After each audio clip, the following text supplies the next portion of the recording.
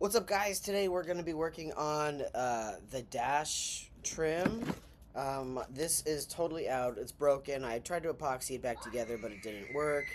I'm going to take my markers. I have these chrome paint pen markers, and I'm going to attempt to make it look a little bit better. So let's see how it turns out. So first, we're going to look right here. I have the marker, and I've done a little bit right here already. I'm trying to make it subtle, and I'm trying to not have the shaky hands that I normally have. I did get some advice from somebody online that I guess they're a Hot Wheels hobbyist. They use these pens, but they recommended a clear coat over it.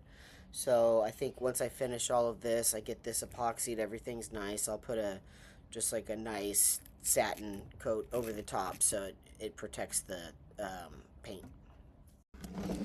Alright, so I did this spot and this spot over here. It's pretty subtle. You can kind of see it. It gives it a little bit more depth, but the paint doesn't seem to be sticking to the plastic very well.